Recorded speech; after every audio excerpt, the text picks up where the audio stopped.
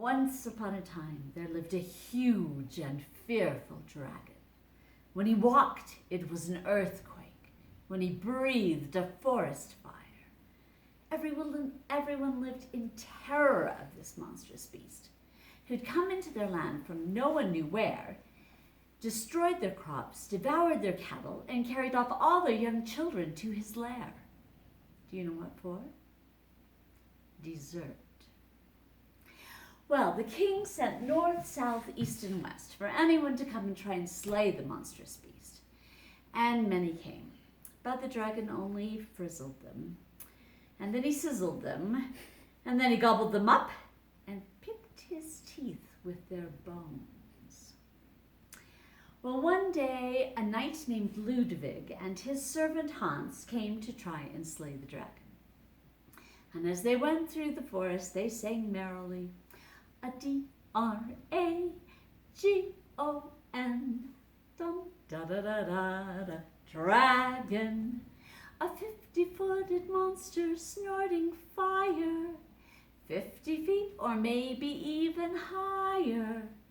I heard one crashing through the forest, thrashing, and it seemed a smashing day to bag him, a D-R-A-G-O-N,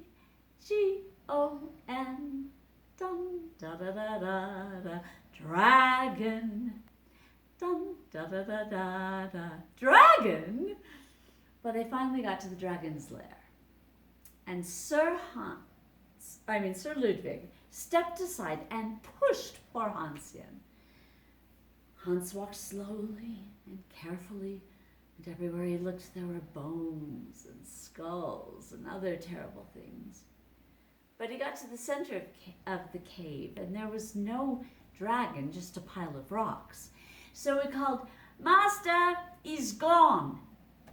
Well, Sir Ludwig got very brave. He picked up the sword, the lance, the shield, and he marched right up to Hans and said, "Ha! No doubt the filthy beggar took one look at me and realized he'd met his match.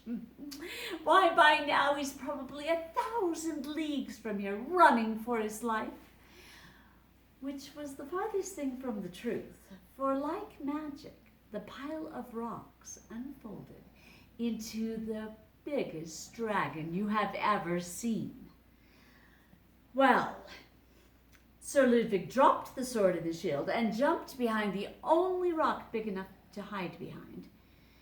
Poor Hans picked them up and the fight was on. First, the dragon and Hans charged at each other. And then the dragon swung his tail. And then Hans was up. Oh, he's down. Oh, he's up. He's down. Oh, this is terrible. Oh, it's too terrible to even look. Just close your eyes. We'll just wait and listen. It's quiet now. Do you think it's all right if we open our eyes? Let's open our eyes and take a look at poor Hans. There he lies.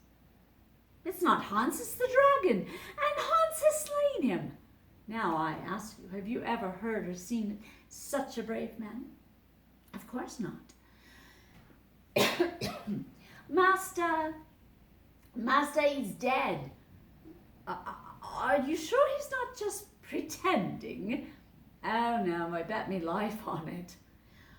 Well, Ludwig said, we can't exactly go off without the creature's head. And so he took the sword, and as if he himself had killed the dragon, swish, cut off his tail. Oh, not Hans's, the dragon's.